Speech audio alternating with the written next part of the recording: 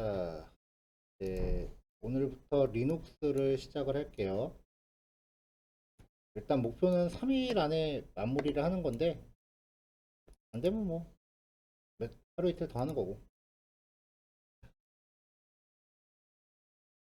자, 첫 번째로 배포해드린 파일은요, 일단은 여기 전체 교환 중에서 1, 2, 3단원, 1, 2, 3단원, 이렇게 1, 2, 3단원 하고, 그 다음에 12단원, 그리고 16단원을 먼저 제시해 드렸습니다. 일단 1, 2, 3단원 같은 경우는 그 기본 개요하고 설치 그리고 부팅하고 부팅 종료는 해야죠. 네, 그거 관련된 내용이고요. 그 다음에 중간에 있는 요 단어는 기본 명령어예요.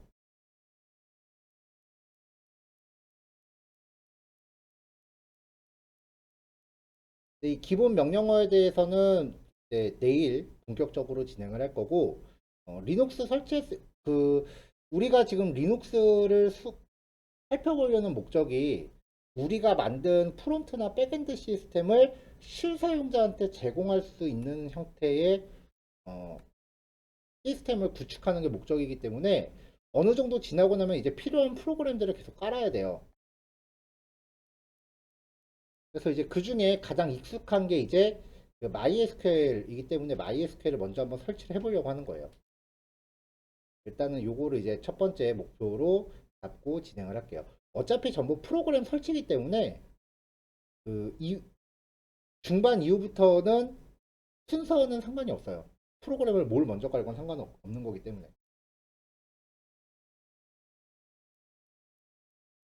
근데 프로그램 설치가 여러분들이 알고 있는 그 설치의 개념하고 완전 다를 거예요.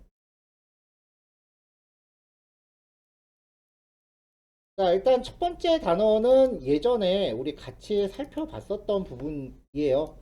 그래서 좀 빠르게 진행을 할게요.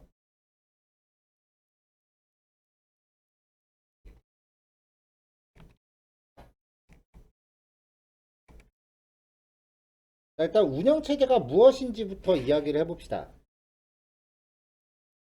자, 우리가 이제 컴퓨터를 하나 샀다고 칩시다. 컴퓨터 기계를 사면은 요즘 노트북 구입할 때 그런 경우 많아요.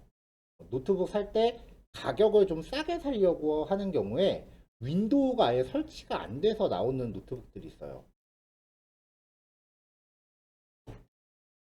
윈도우가 설치가 안 된 상태로 나오는 노트북들이 있어요.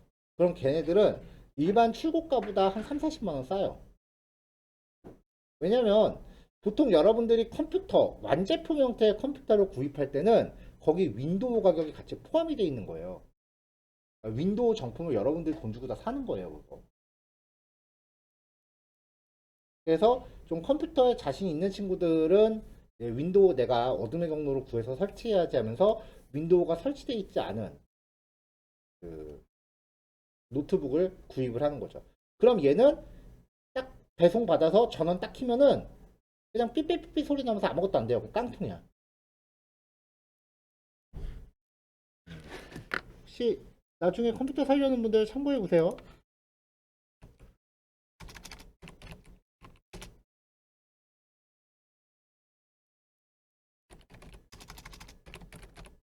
노트북 로 검색하면 나오려나?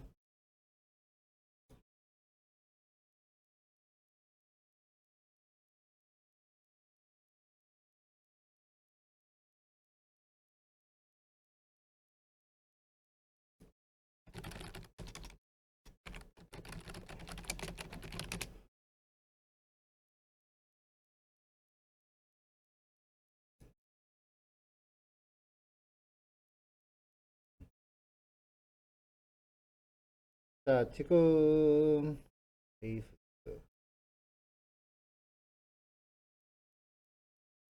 자, 몇 개 지금 어, 노트북이 이제 검색이 됐는데 얘를 한번 봅시다. 자, 그 그램 15고요. 모델명이 요건데 지금 윈도우 미포함이라고 했을 때 가격이 156만 4천 원이에요. 근데 같은 모델을 또 비교해 보면은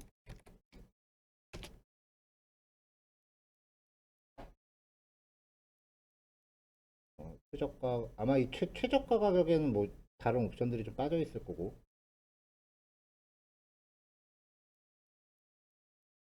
아까 거기가 좀 비쌌구나.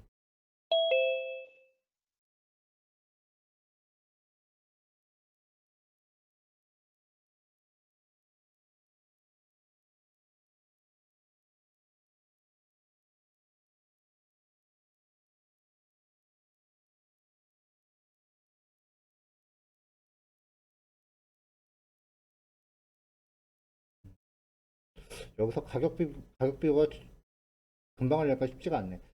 아무튼 그 같은 노트북 모델에 대비해서 윈도우가 포함이 돼 있고 안 돼 있고에 따라서 그 구입 단가 가격의 차이가 좀 크게 나요. 네, 그런 것들을 이제 대비해서 그 처음에 이제 그렇게 깡통인 상태의 기계가 컴퓨터인데 그 운영 체제가 없이 하드웨어만 있는 상태는 그냥 깡통이라고요. 근데 우리가 하려는 거는 이 깡통 위에서 게임도 돌리고 그 다음에 한글로 이력서도 작성하고 파워포인트로 뭐 보고서도 만들고 뭐 비주얼 스튜디오 코드 써서 코딩도 하고 이런 것들이 목적이잖아요. 결국은 하드웨어 위에서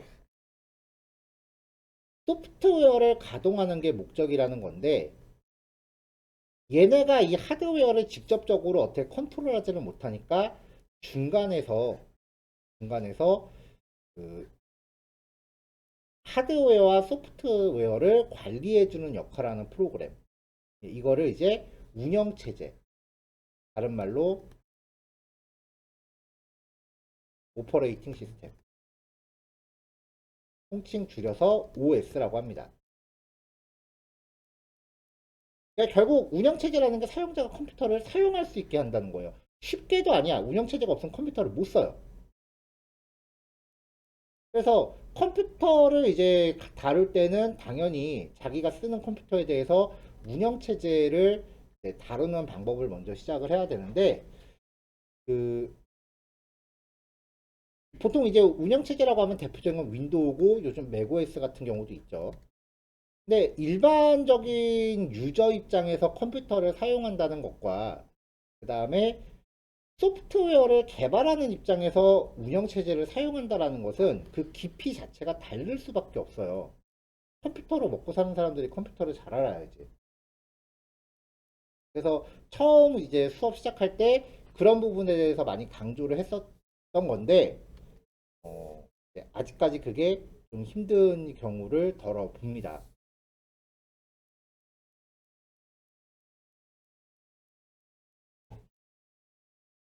근데 여러분 진짜 취업하고 만약에 취업 성공했다면 첫날 회사에서 그 프로그램 설치 CD 잔뜩 갖다 주고 진짜 운영체제 설치 하나도 안 돼 있는 빈 깡통 컴퓨터 딱 준 다음에 첫날이니까 오늘은 컴퓨터 설치하세요 하고 그냥 가버릴 수 있어요.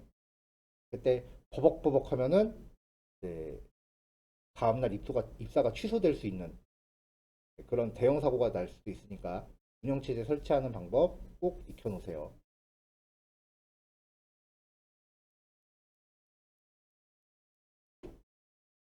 자, 지금 이 페이지는 일전에 배포했던 내용하고 겹쳐요, 내용이. 운영체제는 하드웨어 관리하는 게 목적이에요. 뭐 여러 가지 하드웨어들이 있죠. 그러니까 컴퓨터를 잘 쓴다는 거를 그 하드웨어들을 잘 관리해야 한다는 걸 의미하고요. 운영체제 성능이 좋을수록 컴퓨터 성능도 좋아져요.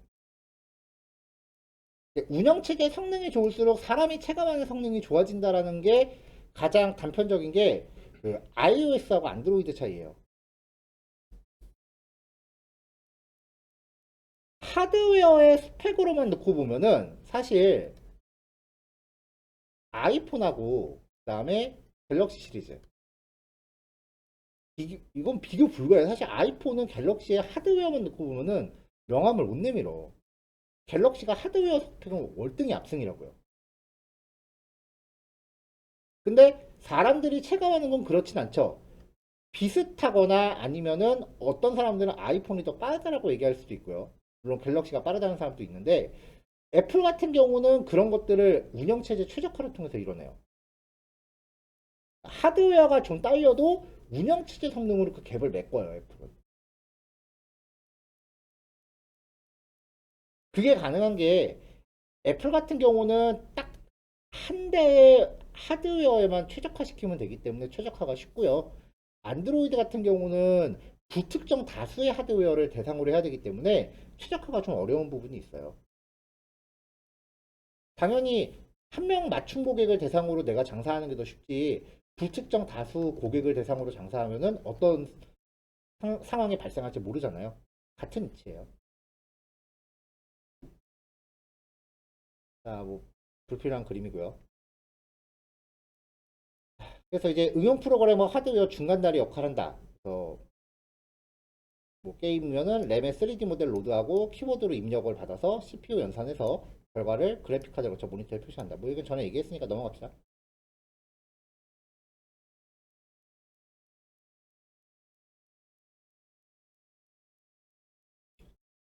자, 운영체제 역할에 따라서 보통 운영체제 자체도 서버와 클라이언트로 나눠집니다. 이 서버와 클라이언트라고 하는 용어가 그 우리는 소프트웨어 대 소프트웨어 요 관계에 대해서만 이야기를 해요. 첫 번째는 우리 이쪽이 클라이언트, 이쪽이 서버라고 하면은 프롬, 그 다음에 우리가 만든 노드 프로그램. 프론트엔드랑 노드랑 통신하는 거 아니라 그랬어요. 그 다음에 MySQL 워크벤치, 그리고 MySQL 서버.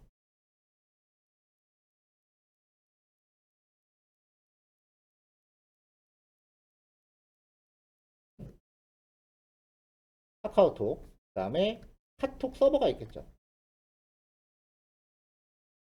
왜 얼마 전에 사고 터져갖고 그 서비스 지연되게 만들었던 걔네들.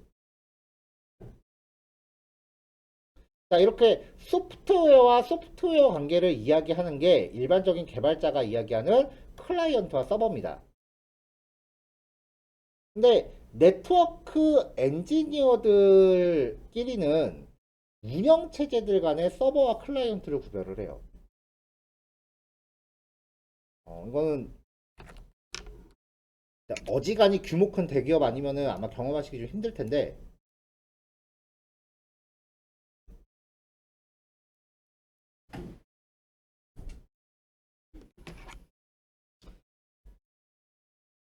자, 우리가 사용하는 그 컴퓨터들, 뭐 일반 회사건 집이건 간에 보통은 PC가 있으면요, PC 노트북 같이 칩시다. 한 공간 안에, 한 회사 안에 PC들이 여러 대가 이제 업무를 위해서 가동을 할 거 아니에요.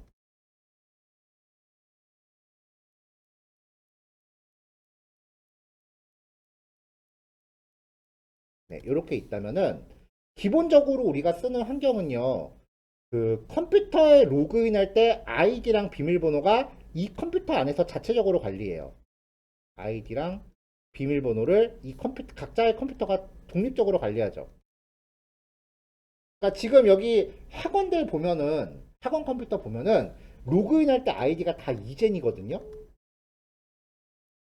근데 그렇다고 해서 이 1번 컴퓨터에서 이젠이라는 아이디가 2번 컴퓨터의 이젠이라는 아이디랑 같지는 않죠. 아이디를 각각의 컴퓨터가 독자적으로 관리하니까. 그러니까 여기 로그인한다고 해서 이 컴퓨터 자동으로 켜지는 거 아니잖아요. 그렇죠? 그래서 각각의 컴퓨터가 독립적으로 운영돼요.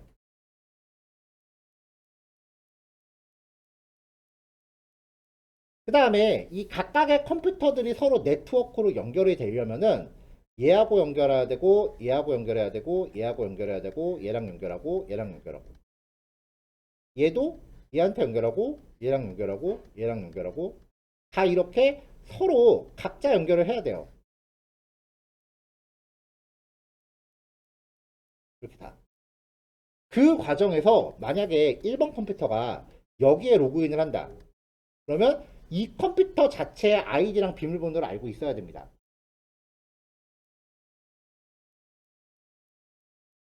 얘가 여기에 로그인한다라고 하면은 이 컴퓨터 자체의 아이디랑 비밀번호를 알고 있어야 돼요. 즉, 각 컴퓨터가 PC가 독립적으로 운영하고 운영되고 서로 연결 시 상대방의 아이디랑 비번을 알아야 되는 경우.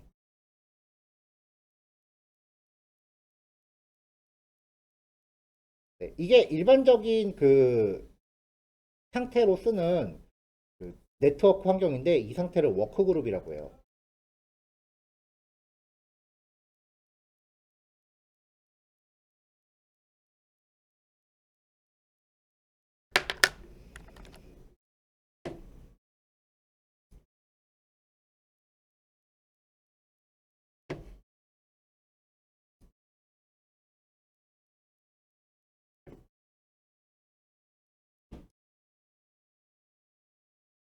자, 시스템 속성을 보면은요, 여기 작업그룹 유형에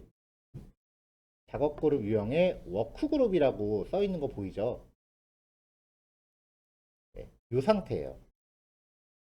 같은 강의실 안에 있는 컴퓨터가 모두 다 이렇게 똑같이 운영되는 형태. 이거를 워크그룹이라고 합니다.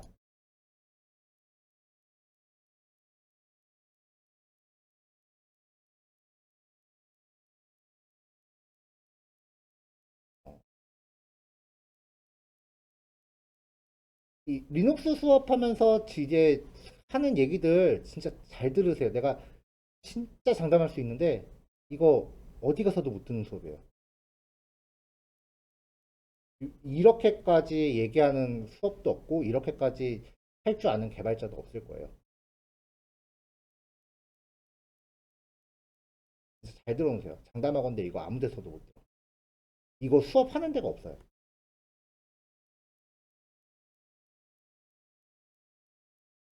이 시스템 엔지니어링은 진짜 학원들이 돈이 안 된다고 수업을 안 해요.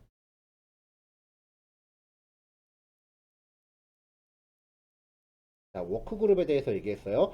각각의 컴퓨터마다 그 독립적으로 아이디랑 비밀번호를 관리하기 때문에 내 컴퓨터에 로그인하고 나서도 딴 컴퓨터에 로그인할 때 상대방 컴퓨터에 로그인을 하고 들어가야 된다는 거야. 자, 이게 워크그룹. 그 다음에 다른 형태입니다.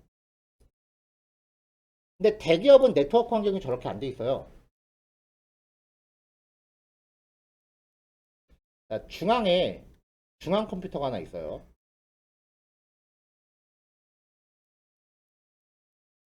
모든 회사의 전 직원의 아이디랑 비밀번호는 이 컴퓨터가 관리합니다.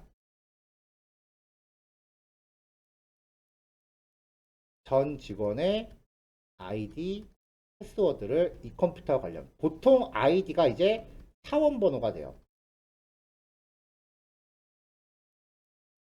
그래서 대기업 같은 데 딱 입사하면은 그 네트워크 아이디랑 비밀번호를 이렇게 발급을 해줘요. 그리고 나서 그 전 직원들의 각각의 PC가요.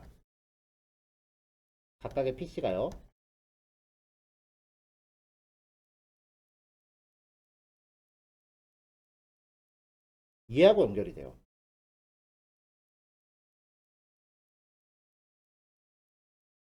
그래서 내가 컴퓨터를 부팅을 딱 하면 이제 아이디랑 비밀번호 입력하고 로그인을 하라고 그랬잖아요. 그러면은 로그인을 여기서 해요. 여기다 대놓고 해요.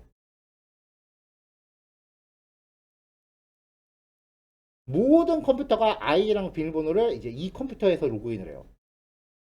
그래서 딱 한 번 로그인이 되고 나면 이 안에서 어디에든지 그냥 아무 때나 접속할 수 있어요. 서로 다 연결이 돼요.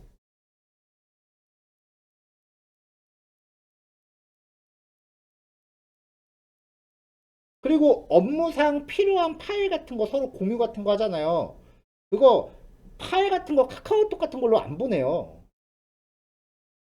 어디 회사 문서를 그렇게 사제 메신저로 보내. 제정신 아닌 거야. 보안에 대한 개념이 1도 없는 거예요. 진짜 큰일 납니다. 나중에 회사 가서 그러면. 이 컴퓨터에, 이 중앙 컴퓨터에 파일을 놓기 위한 폴더가 있어요. 여기에다가 폴더를, 여기다 내가 파일을 복사해서 넣으면은 자연스럽게 다른 사람들이 다 접속해서 볼 수 있는 거예요. 공유 폴더가 있는 거죠. 이렇게 운영하는 애들을 파일 서버라고 합니다. 이 파일 서버 역할에 특화된 장비를 네트워크에서 액세스하는 저장소라고 해서 NAS라고 하죠. 한때 유행했었어요. 집에 가정용 NAS 놓고서 뭐 거기다 영화 놓고 밖에서 접속해서 본다라니 뭐 그런 식으로 이제 운영하는 애들 되게 많았는데,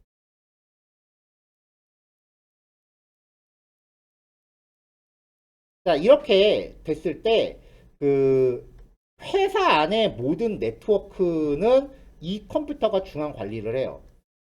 그러니까 자기한테 연결되는 일반 직원들 컴퓨터의 IP 주소 이런 것들도 얘가 관리를 해요. 얘가 할당을 해줘야 돼, 이렇게. 그리고 인터넷에 접속하려면 일반 개인 직원이 외부망에 나가려면은 무조건 이 컴퓨터를 거쳐서 나가야 돼요.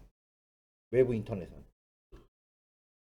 그러니까 여기에서 이 컴퓨터 안에서 네트워크 패킷을 감시하는 프로그램에 따라서 뭐 메신저 같은 거 그 대화 내용 감찰한다거나 그런 게 가능해지는 거예요.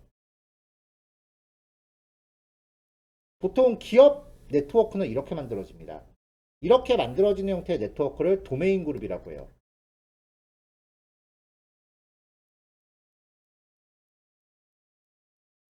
그리고 원래 이런 역할로 하는 PC가 이 컴퓨터를 원래 서버라고 해요. 서버의 진정한 의미는 사실 이거예요. 근데 여기서 그럼 일반 사원들이 쓰는 컴퓨터가 클라이언트가 되는 거고요.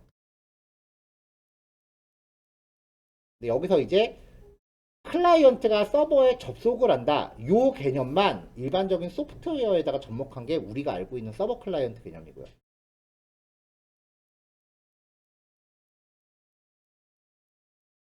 서버에 연결되면 어쩔 수 없이 내 컴퓨터의 모든 활동을 모니터링 당합니다.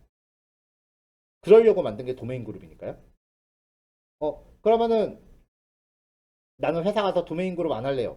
어쩔 수가 없어. 왜냐면 모든 업무 자료가 이 공유 폴더에 있으니까 여기 들어가려면 참여해야 되거든요.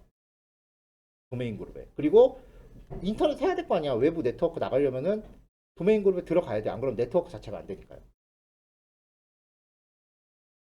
그래서 내가 이 컴퓨터에 로그인한 시간과 로그 오프한 시간 그런 걸로 이제 근태 관리도 하는 거고,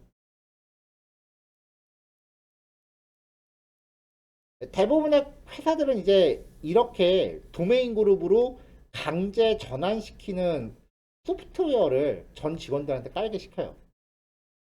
회사에 내 개인 노트북 가져가서 써야지. 근데 인터넷이 안 되네. 근데 인터넷을 하려면은 그 보안 프로그램을 깔아야 돼. 근데 그거 까는 순간 내 노트북은 얘한테 접근을 하게 되고요. 내 노트북의 모든 정보가 모니터링 되고요. 그렇게 되는 순간 이 회사 외부에서는 타제 네트워크에 접속이 안 될 겁니다.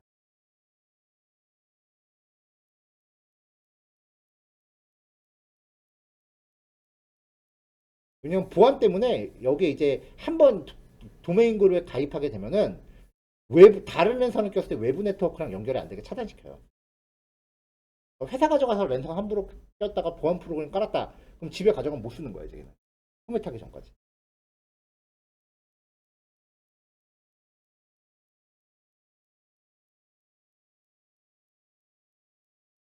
자, 이런 식으로 운영되는 걸 도메인 그룹이라고 한다. 원래 서버 클라이언트는 저렇게 도메인 그룹 상에서 이제 운영체제 역할을 구별하는 용어였어요. 근데 그걸 우리가 소프트웨어에 접목하다 보니까 접속하는 애와 접속당하는 애라는 개념만 뽑아서 일반적인 웹브라우저와 그다음에 우리가 만드는 웹서버, 백엔드 시스템 걔네들을 이제 서버 클라이언트라고 부르기 시작을 한 거고요. 통칭 우리가 만드는 백엔드 같은 그런 역할을 하는 프로그램을 웹서버라고 해요.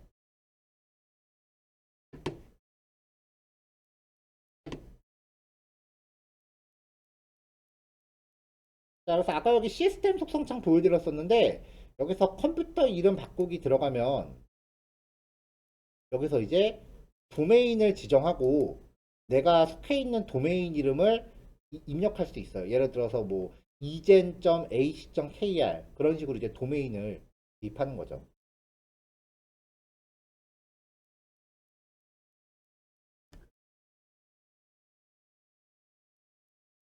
자, 서버가 이렇게 있고 직원들의 컴퓨터가 이렇게 각각 여기에 연결되는 게 도메인 그룹이라 그랬죠. 자, 우리 회사의 그 도메인이 igen.ac.kr이야. 아이디랑 비밀번호는 다 이 컴퓨터가 관리한다 그랬죠. 그래서 여기서 사원 한 명의 아이디가 유저 1이고 유저 2고 유저 3고 유저 4다. 그러면 이 컴퓨터의 주소는 http user1.igen.ac.kr이 되는 거예요. 나머지도 마찬가지고. 이 직원의 업무용 연락처는 user1 골뱅이 igen.ac.kr이 되는 거예요. 원래 이렇게 도메인 그룹에서 파생되는 건데 여기에 일부분만 떼갖고 그냥 웹사이트들이 서비스를 하고 있는 거예요. 그래서 보통 이제 회사에 갔을 때 회사 메일 주소를 따로 발급해 주는 데는 거의 다 이런 구조라고 보시면 돼요.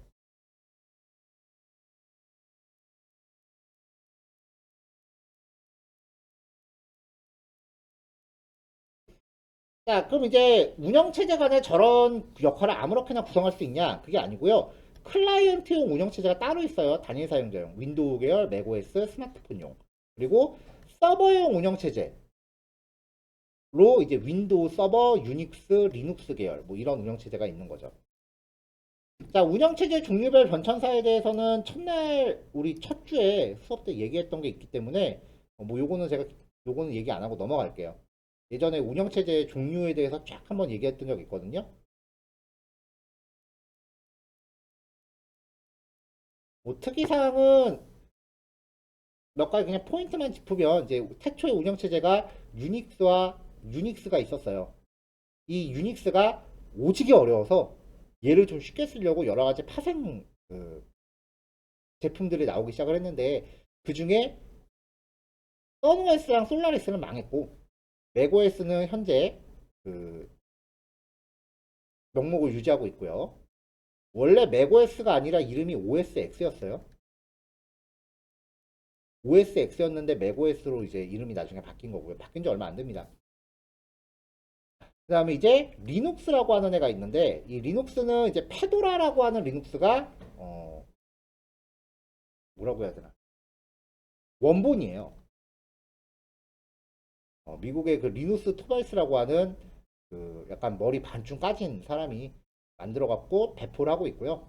그럼 이제 사람들이 그걸 받아서 그 자기네들만의 약간의 그 특색을 입혀서 돈 받고 팔던지 아니면은 여러 가지 무료로 배포하던지 해서 배포하고 있습니다.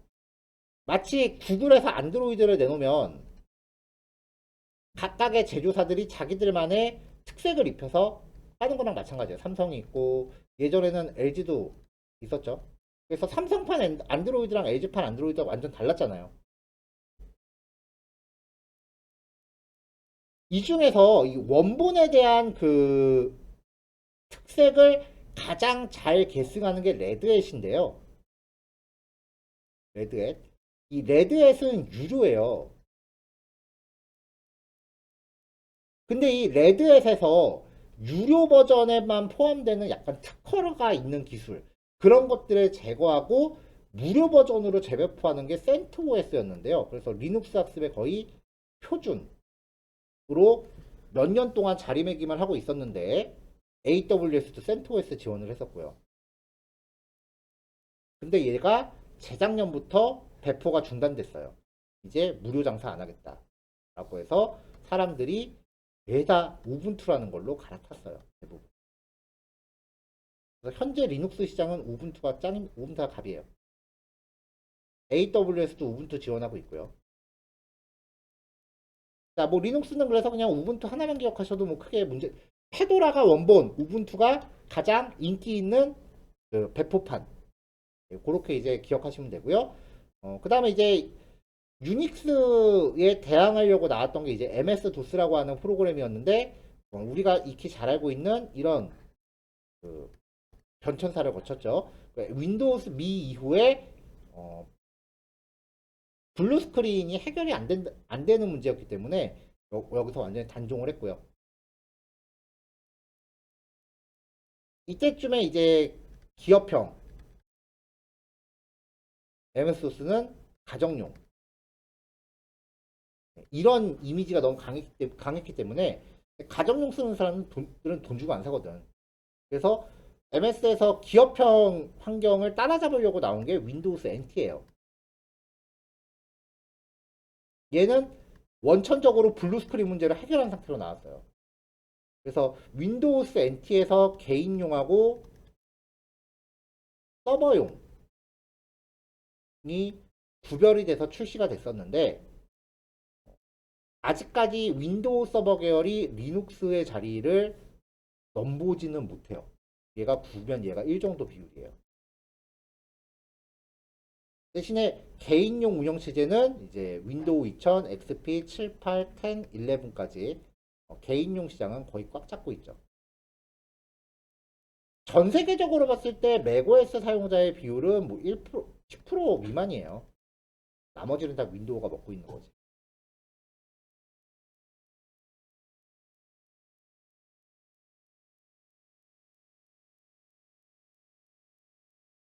자, 조금 전에 이야기했었던 뭐 요건데요. 이제 유닉스 초창기 운영 체제는 컴퓨터 부피가 되게 컸기 때문에 현대 컴퓨터에 여러 사람이 콘솔을 연결해서 사용하는 다중 사용자를 지원하는 형태로 구성이 됐어요. 큰 거니까 여러 명이 같이 써야지. 여기서 말하는 콘솔이라고 하는 게 그 모니터랑 키보드 담고 있는 쇼핑 카트라고 그랬죠. 이게 콘솔이라고요. 네, 저는 이 사진 보여드렸었습니다. 이거 저예요. 저 21~2살 때요. 여기 그 당시 서버 IDC 센터고요. 밤새서 일하고 있던 거예요.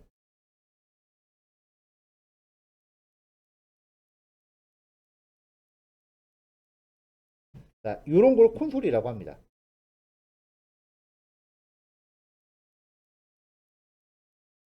그러면 이 콘솔은 진짜 물리적인 모니터하고 키보드가 있는 이 쇼핑 카트를 얘기하는 거예요. 이 카트. 그럼 여기에서 가동하고 있는 이 프로그램 있잖아요. 여기서 가동하고 있는 이 프로그램.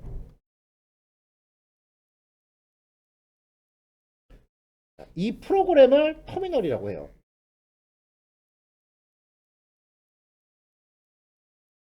약간 그 VS 코드 같은 느낌이라고 보시면 돼요.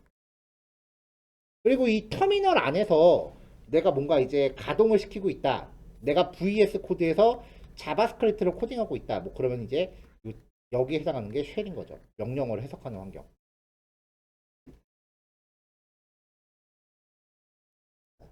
자, 그래서 지금 이게 그 터미널 프로그램을 가동시킨 거고 여기에 이제 쉘의 종류는 ZSH가 되는 겁니다. ZSH는 뭔가 좀 표시되는 게 겁나 이쁘장해요.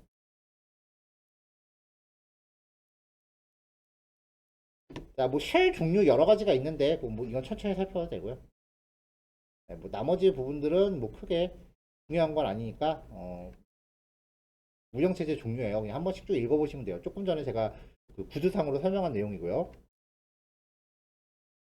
자, 그 중에 이제 리눅스 그냥 공짜로 배포되는 걸 리눅스 배포판이라고 해요. GPL 라이센스라고 해서요. 자유 소프트웨어 라이센스라고 합니다.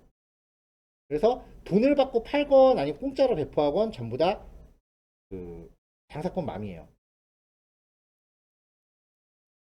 자, 운영체제에서 가장 중요한 거는 커널입니다. 이게 운영체제의 핵심 엔진이에요.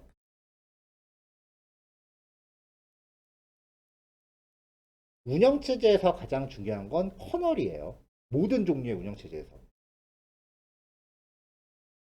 그리고 리눅스 같은 경우는요, 프로그래밍을 직접 할 수 있는 컴파일러가 내장되어 있습니다. 윈도우는 사용자가 프로그래밍 할 거라는 걸 아예 전제를 안 하고 진행되는데, 리눅스는 운영체제 자체가 리눅스 정도 쓸 거면은 그래도 프로그래밍 언어 정도는 당연히 할 줄 알겠지 라고 전제하고 프로그램 환경에 애시당초 갖춰줘서 나와요. 물론 자바스크립트는 아니에요. 그다음에 쉘, 그 밖에 뭐 계산기라든지 메모장이라든지 그런 프로그램 등으로 구성이 돼요. 종류가 이렇게 있다 그랬죠. 이제 리눅스 보면은 이제 클라우드 시장에서 어떤 리눅스가 가장 점유율이 많이 되고 있는가를 보면은요, 이게 작년도 자료인데 우분투 서버가 압도적으로 비중이 높아요. 클라우드 환경에서. 마이크로소프트 윈도우 서버는 제가 아까 10%라 그랬는데 2%밖에 안 되네요. 그러니까 윈도우 백날 공부해봐야 2%밖에 안 돼요. 활용도가 전 세계에서. 그러니까 이제 상용 환경으로 가려면은 이 중에서 가장 비중이 높은 우분투 서버를 공부해야 된다라는 거죠.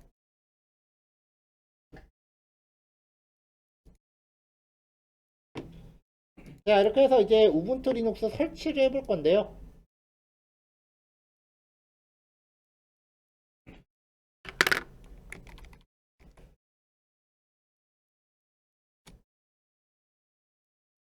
자, 어제 제가 그 다운로드 주소를 따로 알려드렸었는데, 그, 뭐냐.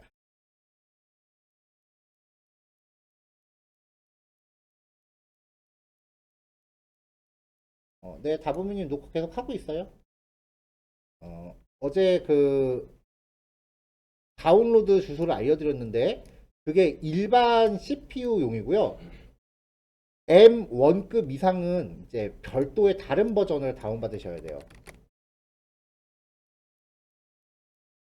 그래서 M1 버전 사용하시는 분들만 지금 드린 요 URL에서 추가 새로 다운로드를 지금 받아주시고요. 일단 다운로드 받는 시간이 좀 있을 테니까 여기서 지금 한 11시 5분, 한 11시 5분에 다시 모여서 시작하는 걸로 합시다. 여기까지요. 자, 이제 우리가 이제 설치를 구성을 하려면 실제로 이제 컴퓨터에 리눅스를 깔아야 되는데 원칙적으로 운영체제 하나에는 컴퓨터 한 대에는 하나의 운영체제밖에 설치가 안 됩니다. 그렇다고 해서 지금 우리가 멀쩡하게 쓰고 있는 그 컴퓨터를 지워버리고 리눅스를 깔 수는 없잖아요. 근데 펜 프로그램이 어디 갔지? 그럼 숨더라고요.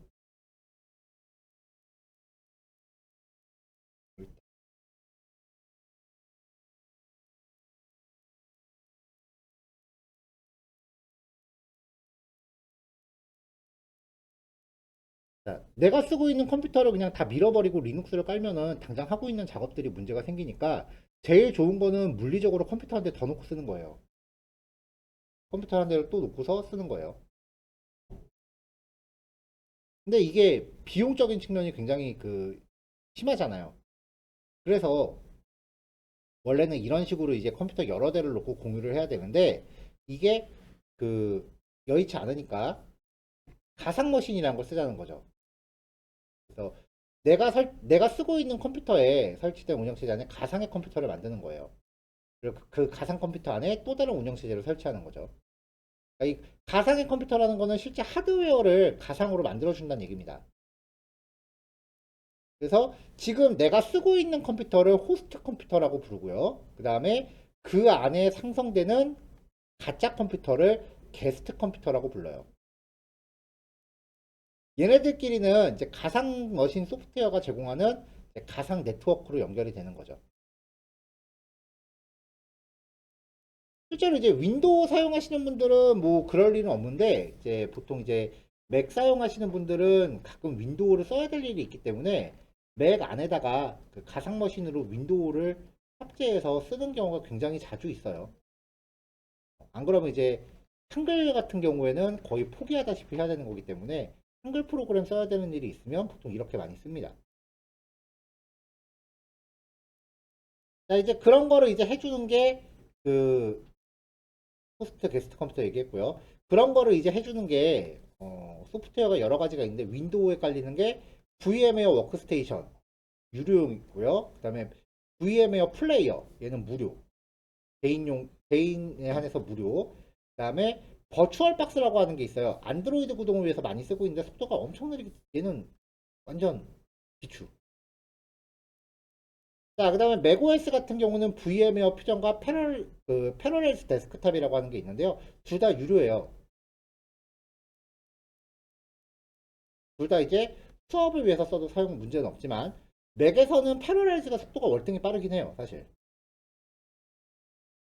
근데 얘는 패러렐즈 같은 경우는 완전 그 유료 버전이고 VM웨어 같은 경우는 그래도 그 개인 사용자 라이센스를 받을 수 있는 방법이 있긴 하니까 뭐 그렇게 해서 이제 그리고 윈도우 쪽하고 통일을 위해서 VM웨어를 이제 제시를 했습니다. 그래서 이 가상머신 소프트웨어는 아마 윈도우용이랑 맥용이 인터페이스가 다를 거예요. 그래서 이제 각자 일단 설치는 하시면 되고요. 저도 일단 VM웨어는 깔아 놓을게요.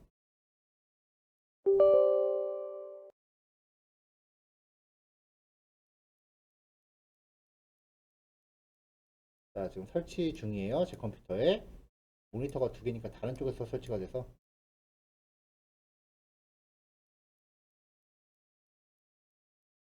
자, 이렇게 나왔고. 아마 우리 초반 수업 때 그 VM웨어를 설치를 해 놓으셨던 분들도 계실 겁니다. 할거 체크하고, 얘는 그 뭐 고객 경험 공유하는 프로그램에 참여할 건지 물어보는 거니까 체크 안 하고 업데이트도 안 받을게요. 뭐 설치할 때 체크된 상황 그냥 다 체크하고 넘어갔다고 해서 문제될 건 없어요. 어, 뭐 프로그램 실행할 때마다 업데이트 체크하는 거 저는 귀찮아서 체크 푼 거고, 그다음에 사용 경험을 자동으로 전송할 거냐고 물어보는 거 그 뭔가 좀 찜찜해서 안 한 거고요.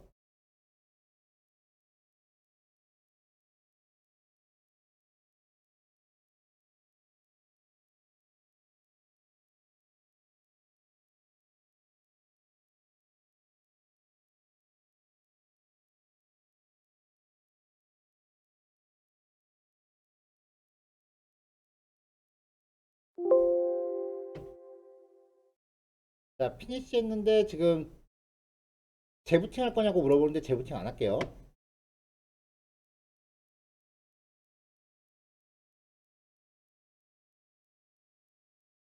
자, 그래서 이제 설치된 VM웨어 플레이어라고 하는 거를 가동을 하면 뭐 이렇게 나오는데, 일단은 저도 라이센스는 없으니까 그냥 체험판으로 시작하겠습니다.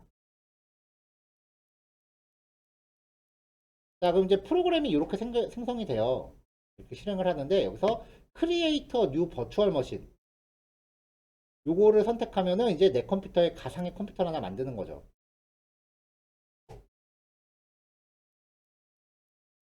자, 이 상태에서 뭐그 운영체제 설치 파일을 등록하라는 건데 여기서 이제 ISO 등록을 하고요. ISO가 가상의 CD롬이라 그랬었습니다. 가상의 CD롬을 등록하고 아까 다운로드 받은 우분투 리눅스 설치 파일을 지정을 해주는 거죠. 이렇게 하고 넥스트를 하면은 VM웨어가 계속 넥스트 넥스트 하시면요. VM웨어가 그 운영체제에 맞는 기본 하드웨어 스펙을 제시를 해줘요. 그러니까 우리는 그냥 넥스트만 하시면 돼요.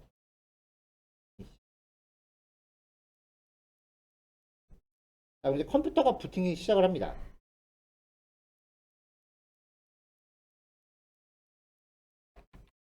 자, 그럼 여기서 이제 첫 화면에서 뭔가 이제 나오는 게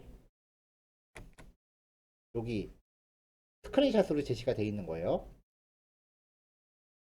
자, VM웨어 사용할 때 주의하실 게 지금 요 제가 드래그하고 있는 이 컴퓨터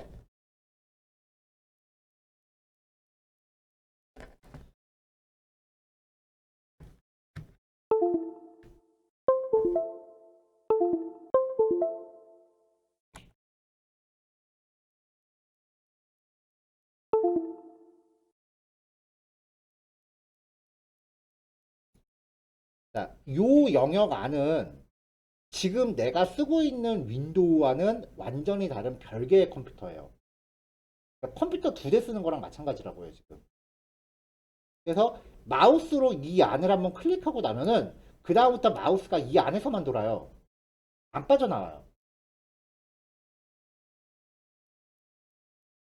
이 안에 마우스를 한번 클릭하고 나면은 마우스가 이 안에서만 머무는데 지금 이게 마우스 커서가 지금 화면에 안 보이잖아요. 제가 지금 마우스 계속 돌리고 있거든요. 안 나오는 거예요, 마우스가. 컴퓨터가 저 안으로 마우스가 저 컴퓨터 안으로 들어가 버려서. 그래서 마우스 커서를 밖으로 빼려면 컨트롤 Alt를 누르시면 빠져요. 이 안을 클릭하면은 마우스가 이 안으로 종속되는데 지금 여기서 마우스가 안 나오는 이유가 얘가 바탕화면 환경이 아니라서 그래요. 그냥 명령어 환경이거든요. 그래서 Alt 컨트롤을 누르면 마우스 커서가 그때 밖으로 빠져요. 자, 그 다음부터 이제 여기서 나오는 대로 진행하시면 돼요. 자, 트라이 올 인스톨 우분투 서버 설치하겠다고 선택하시면 되죠.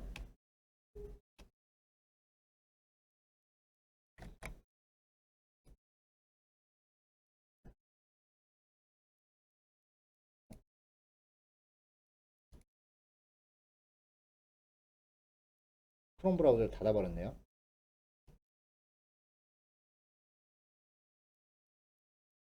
자, 이거 선택하면 그 다음부터 이제 설치 과정이 진행이 됩니다. 설치 언어 선택하는데 한국어 옵션 없습니다. 실제 환경에서 한국어 지원 안 되는 경우 꽤 많다 그랬죠. 그냥 무조건 한국어 지원 거의 안 돼요. 자, 영어 선택하고 들어갈게요. 다른 언어는 저도 능력이 안 됩니다. 그 다음에 이제 그 설치하기 전에 최신 설치 파일을 업데이트를 받을지를 물어봐요. 근데 그렇게 되면 설치 시간이 오래 걸리니까 방향키 내려서 Continue Without Updating 요걸 선택하고 엔터 치세요. 자, 지금 얘가 그 설치 프로그램 부팅되고 있어요. 이 부팅이 다 끝나고 나면은 이제 여기서 제시하는 이 화면이 진행이 되는 거예요. 자, 그 다음에 이제 키보드 레이아웃. 키보드 레이아웃은 한국어 선택하고 돈. 자, 그 다음에 설치 옵션. 우분투 서버. 여기 X표 되어 있는 게 지금 선택되어 있는 겁니다. 미니멀라이즈는 이거는 최소 설치니까 오히려 불편하겠죠. 위에 거 선택하고 여기 돈 선택하고 엔터. 자, 네트워크 선택. 네트워크는 기본적으로 동적 IP 환경, 일반적인 공유기 환경 그거면은 자동으로 세팅이 돼요. 그래서 그냥 돈하고 넘어가시면 돼요. 근데 만약에 실제 서버에서 고정 IP를 구축해야 된다고 하면은 여기 엔터 치고 나오는 거 IP 주소 에디트 IP4 입력하고 화면이 전환되면은 서브넷 마스크 어드레스 게이트웨이 네임 서버 도메인 이런 것들을 입력을 다 해줘야 됩니다.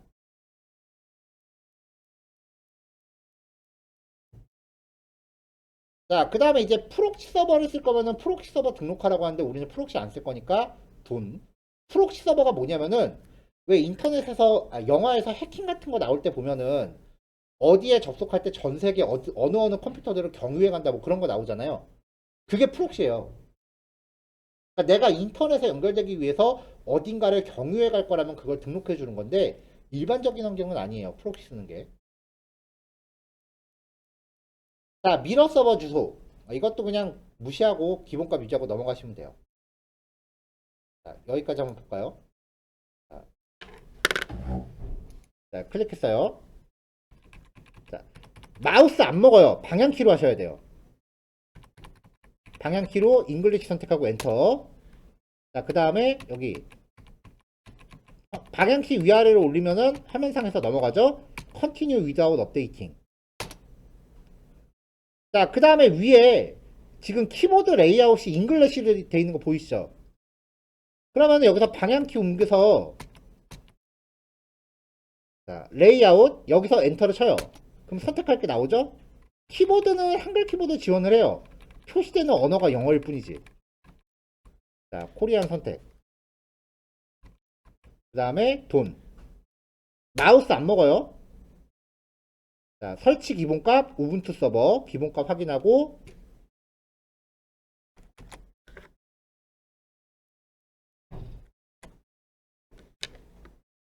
자, 여기서 설치 기본값 우분투 서버인 거 확인하고 돈.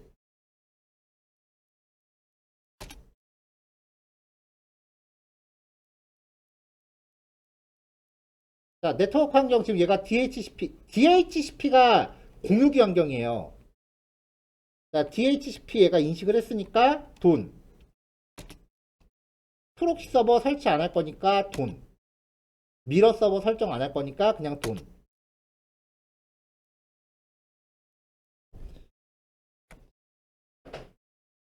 자, 그 다음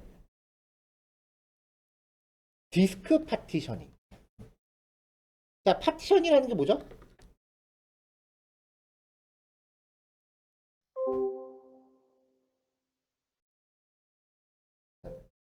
하드디스크를 소프트웨어적으로 분할해서 쓰는 거를 파티션이라고 하죠. 윈도우 같은 경우는 파티션을 나누면은 C 드라이브, D 드라이브 이렇게 나눠요. 윈도우는 파티션을 하면. 근데 리눅스는 하드디스크 드라이브의 개념이 없다 그랬죠. 그래서 파티션을 어떻게 얘는 디스크 파티션을 나눈다는 게 무슨 개념이냐면은 윈도우로 치면 C 드라이브 최상위 폴더이죠.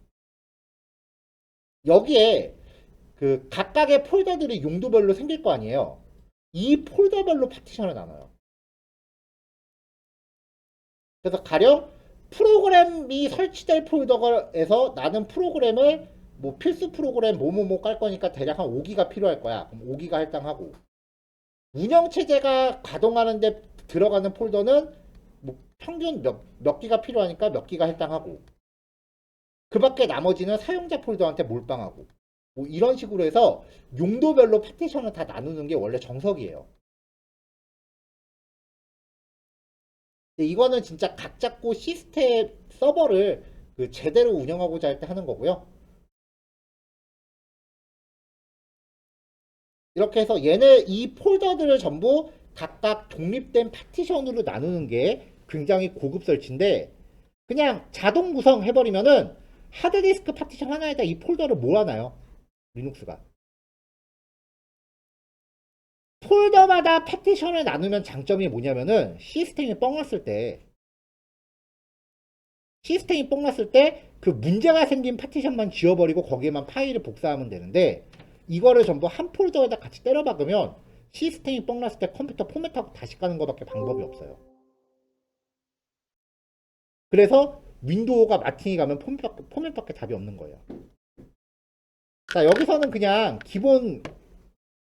기본값 그대로 유지하고서 다음으로 넘어갈게요. 그러면은 우분투가 알아서 자동 구성을 합니다. 자동 구성이라는 거는 폴더 하나에 다 때려박는 얘기예요. 돈. 자, 그러면 이제 파티션이 어떻게 될지 얘가 이렇게 제시를 해줘요.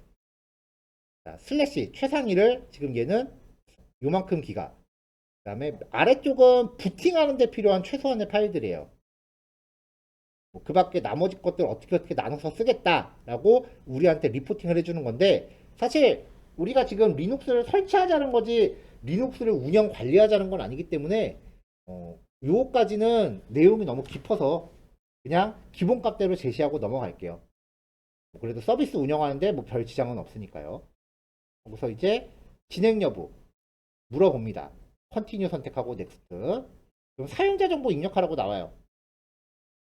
이거는 여러분들이 리눅스에 로그인할 때 쓰는 아이디 비밀번호예요. 자, 사용자 이름은 입력하시고 그 다음에 컴퓨터 이름 마이서버라고 넣고요. 자, 얘는 유저네임이 사용자 아이디예요. 비밀번호 세팅하시고요. 자, SSH 서버 설치 여부를 선택합니다. SSH는요, 터미널을 통해서 원격으로 접속할 수 있게 하는 서비스예요. 이거 안 깔면은 서버에 문제 생길 때마다 직접 오프라인으로 방문해야 되니까 인스톨 꼭 체크하시고, 그다음에 돈. 자, 추가 설치 항목 선택하라고 하는데요. 나중에 개별 설치 가능하니까 여기서는 아무것도 선택 안 하고 돈으로 넘깁니다. 그러면 설치가 쭈쭈쭈 진행이 되고요. 설치가 완료되면 리부트 나옵니다. 자, 재부팅이 되고 나면은 컴퓨터가 이제 재부팅이 될 거 아니에요. 그럼 로그인을 해야죠. 아이디랑 비밀번호. 재부팅 되고 나면은 딱 이렇게 나올 겁니다. 재부팅 되고 나면요, 화면상에 여기까지만 나올 거예요. 여기까지만. 아이디 입력하시고 비밀번호 입력하시는데 맥 쓰시는 분들은 적응이 좀 될 텐데 여기 비밀번호 백날 입력해봐야 별 안 나와요. 내가 입력하고 있다는 게 티가 안 나.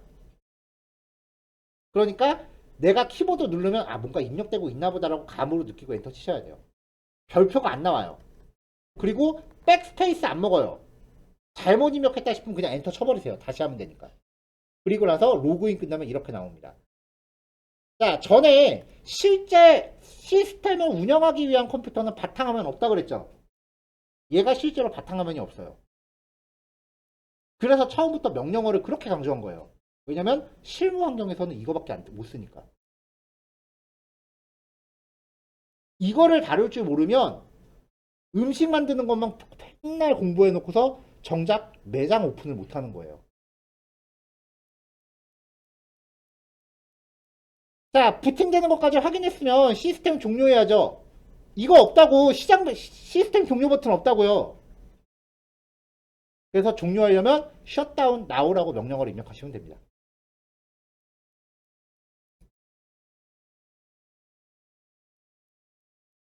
자, 이렇게 해서 돈 컨티뉴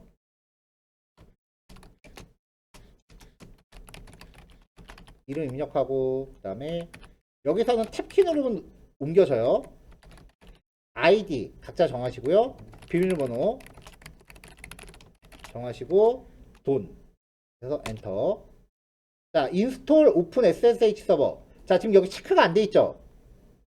마우스로 체크 안 된다 그랬죠? 체크하려면 스페이스바. 스페이스바가 체크해요. 자, 그 다음에 돈.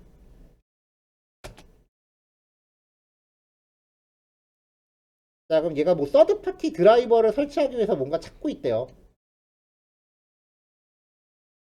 자, 컨티뉴 나왔으니까 엔터. 추가적으로 설치할 거 찾으라고 하네요. 이거 방향키 내리면은 이제 돈까지 오죠? 자, 설치할 거 없이 돈. 자, 이제 여기 화면 위에 보면 인스톨링 시스템 지금 설치가 되고 있습니다. 자, 설치 과정 전부 지시했으니까 여기까지 하셔서 설치 한번 진행해 보세요. 12시쯤에 확인해 봅시다.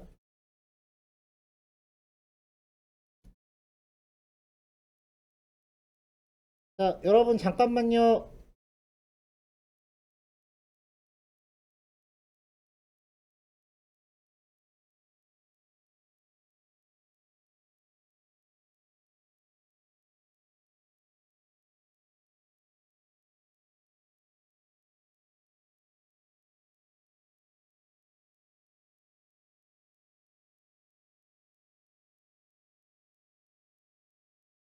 아, 이게 들어오는 자, 어제 제가 그 다운로드 페이지 주소 드렸는데 어제 저는 서버 설치하시라고 말씀드렸어요.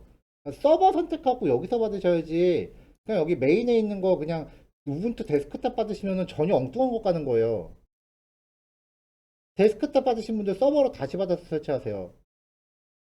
데스크탑은 개인 사용자용이에요. 맥OS랑 똑같아요, 그냥. 걔는 뭐 서비스 가동 못해요. 서버 가셔야 돼요, 서버. 자, 본인들이 설치하고 있는 거면 확인하고 설치하세요.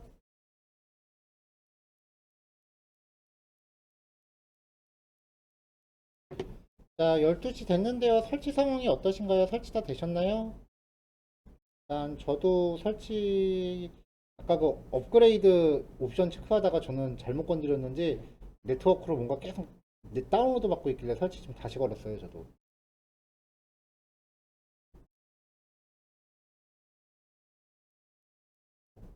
만약에 하다가 다시 하려는 분들은 VM웨어 끄고 나서 여기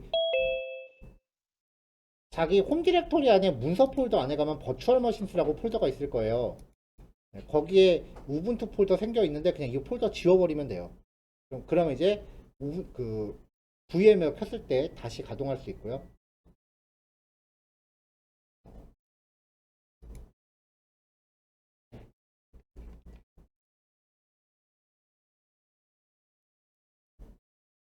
맨 처음에 맨 설치 첫 화면에서 이 화면에서 트라이얼 인스톨 우분투 서버를 선택했는데 화면이 다음으로 안 넘어간다 라고 하는 경우가 있다면은 한 2, 3분 기다렸는데도 계속 까만 화면이다라고 하면 그건 컴퓨터 메모리가 부족한 거예요, 지금.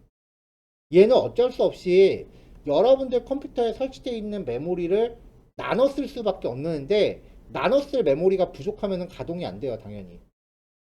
그러면은 그 경우에는 이 리눅스 실습은 진행을 못 하시게 돼요. 그건 뭐 하드웨어적인 문제니까 뭐 어떻게 딱히 방법이 있는 건 방법이 있지는 않습니다. 실습을 원하신다면은 학원 내방하셔야 될 것 같고요. 그 경우는.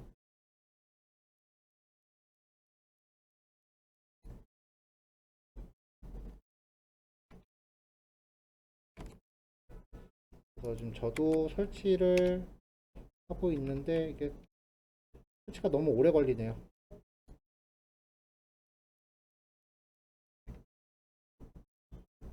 장호님 거기서 시간 좀 오래 걸리죠? 어, 지금 여기서 여기 밑에 보면 뷰 풀 로그라고 그 버튼이 있어서 저거 눌러봤더니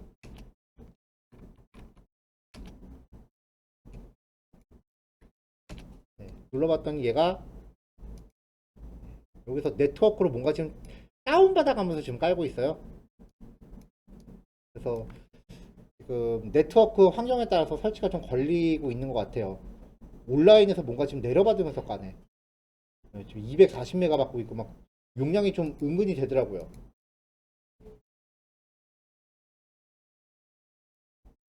여기 로그로 왔다 갔다 하면서 보시면 설치가 되고 있는 건지 안 되고 있는 건지 확인될 수 있어요. 다 여기 커널 옆에 글자가 뺑글뺑글 돌아가면은 설치가 되고 있는 거니까 그거는 그냥 네, 내 컴퓨터가 열심히 힘내고 있구나라고 생각하셔야 돼요.